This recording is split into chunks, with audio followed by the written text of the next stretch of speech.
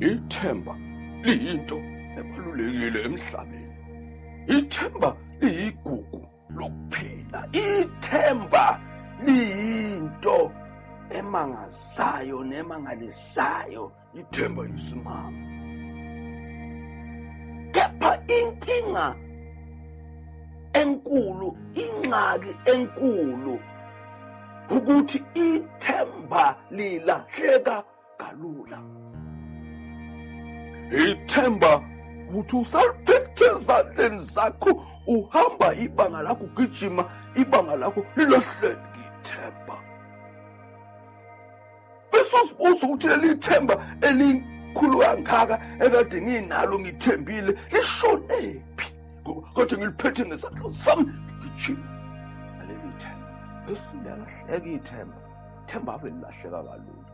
Ithemba lifana nomuntu obephethe imali, izumbulu zemali ezandleni zakhe, waqala wenza izinto ezahlukahlukene, wayisebenzisa imali yakhe lapha nalaphana, izinto ezinye ezibalulekile ngokubona kwakhe, ezinye cishe abanye abantu ebebengabuka bethi azibalulekile lezo zinto emhlabeni.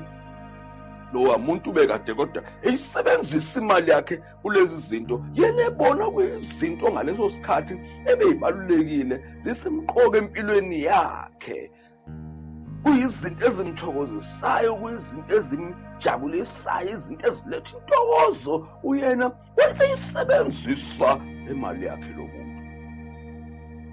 Injalo-ke ithemba-ke nalo uliphethe ezandleni zakho, unezinto ey'ningi ofuna ukuyiveza, unezinto ey'ningi ofuna ukuthi ufinyelele phambili kuzona, ngenxa yosizi, ngenxa yokuhlupheka, ngenxa yokukhathazeka kwasemhlabeni, imizamo oyizamayo, izinto zingahlangani, izinto obufisa ukuthi ufinyelele kuzona kepha kufinyelele kuzona, bese usubona leli themba kade unalo selilahlekile.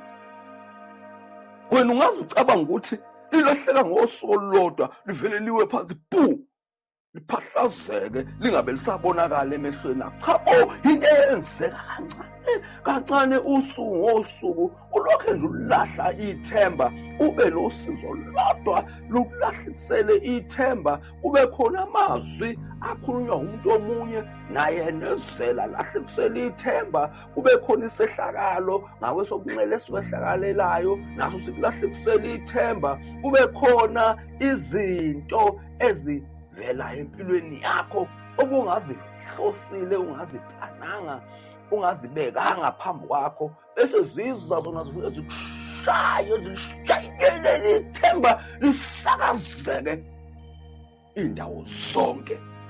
Ukuthe uyalicoshalela ithemba lakho, selihlaphazekile, selisakazekile, alisakho ezandleni zakho.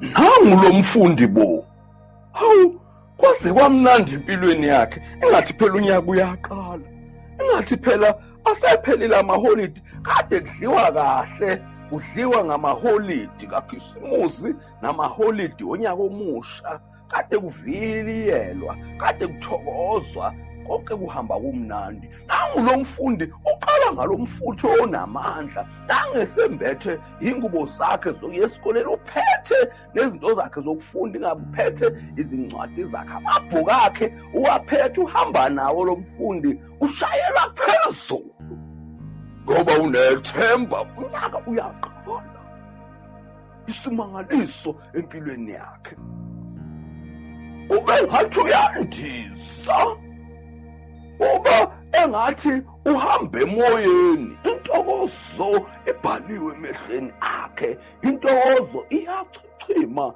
engqondweni yakhe.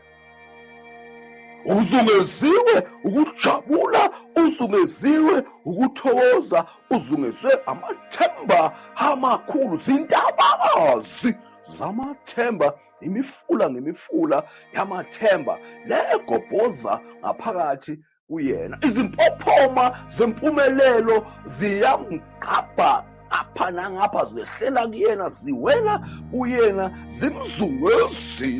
zimzungezile lezi zinto ezimangalisayo zekusasa lakhe. Unethemba lo mfundi lo engikhuluma ngaye.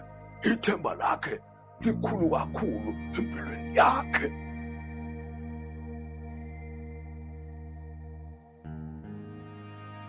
Bese iqala inselelo zendlela. Bese siqala izinselelo zasemzileni, inselelo zomzila, inselelo zohambo lwalo mfundi. Khumbula lo mfundi uphethe ithemba ngezandla zakhe, elithemba liyachichima. Elithemba ilona elimqhubezela phambili umfundi.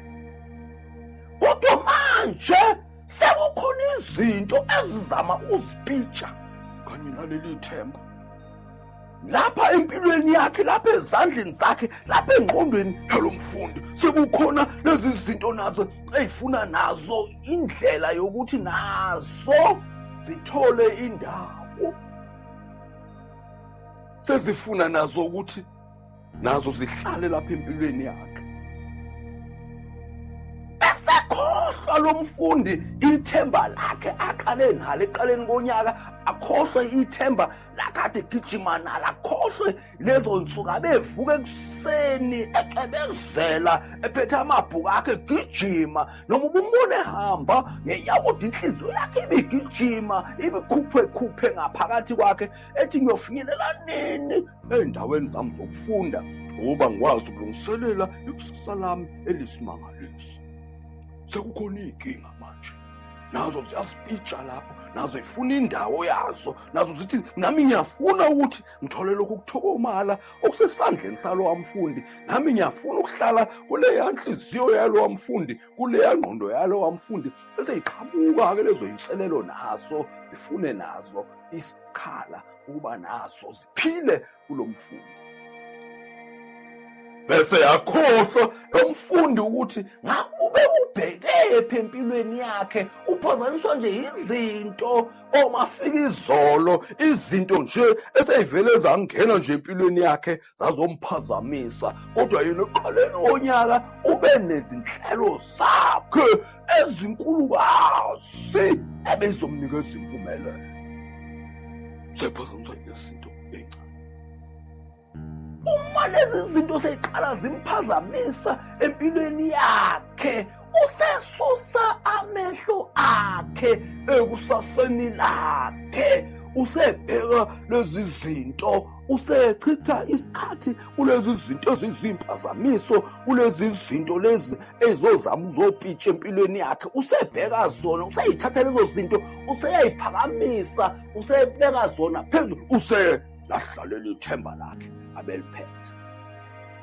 Lo mnotho lo kade uphethe ngesandla sakhe useyaqala-ke manje na, uyawuhlaphaza-ke manje na, usezama manje ukuthi alwisene nalezi zinto, usechitha isikhathi sakho ulwa nalezi zinto, usekhohliwe ikusasa lakho ukuthi libheke phi.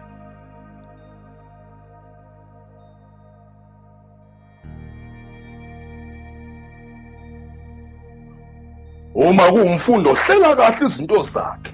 Uma kuwumfundo okhaliphile, uma kuwumfundi obheka izinto ngeso elibanzi, useyaqala-ke manje ukuyibuza umbuzo ukuthi habe, kanti ngempela ngenkathi ngisuka ekhaya, kanti inhloso yami ibiyini? Ngesikhathi unyaka wami uqala, inhloso yami ibiyini? Useyaqala-ke manje uyazihlola ngaphakathi lo mfundi ukuthi hayi bo, uthi ngisahamba ngayo indlela na? Bese ethi yo, sengiphumile endleleni.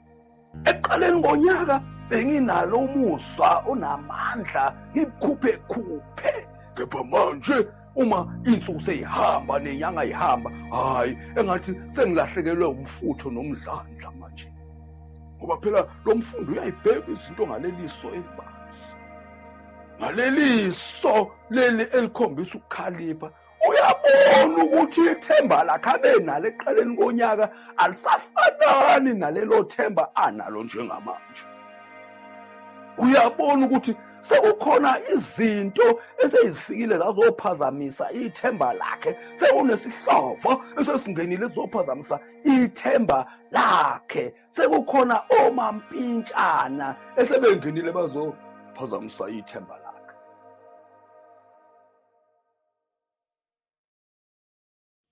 Lezi zinto seziyapitsha manje empilweni yakhe. Lezi zinto izophazamisa. Lo mfundi wavulile manje amehlo. Usewavulile amehlo akhe asemakhulu manje amehlo akhe uba abone ukuthi hayibo nakho ngiyeweni manje nakho ngilahla leli themba lami ebengazi ukuthi lona eliyakunginikeza impumelelo. Sengiyayibona lezi zinto manje eselokhu ey'ngena nje kancane zilokhu zihlephula ithemba lami. Sengiyayibona lezi zinto ezihlava ey'lokhu zihlavaza nje ithemba lami. Akuseyilo leli themba ebenginalo ngesikhathi unyaka. Ilapho-ke lowo mfundi ezoqala-ke manje abuke kahle impilo yakhe. Athi ke ngibuyele emuva-ke manje ke ngibukeze kahle ukuthi ngempela kanti ngibhekephi nempilo. Yilowo mfundi-ke ozophumelela. Yilowo mfundi-ke ozoba nekusasa elingcono. Yilowo mfundi-ke ozoba nekusasa eliqhakazile ngoba empilweni yakhe uyakwazi ukuthi asebenzise ubuchopho bakhe, asebenzise ubuhlakani bakhe, bese seyibuza umbuzo wokuthi ngisahamba ngayo yini indlela engangihlelile kusukela unyaka uqala. Lo mfundi lona amehlo akhe avulekile, amehlo akhe engqondo, ngoba uyabona ukuthi hayibo zonke lezi ezinye izinto ziziphazamiso nje, zonke lezi ezinye izinto nje zizama ukuzoyimpintsha nje lapha empilweni yami. Mina ngiphethe ithemba, mina ngiphethe isimangaliso, mina ngiphethe intunduma yethemba, ngiphethe uju luyachichima lapha ezandleni zami. Ngakho-ke angingavumeli-ke lezi zitha zengqondo ezongiphazamisa kuleli themba lami. Angingavumeli zona zizowisa leli themba yami. Angingavumeli zona zizokwehlula leli themba lami. Angizovumeli zona ukuthi zizontshontsha leli themba lami, ngoba leli themba ilona elizanginikeza ikusasa elibhekile.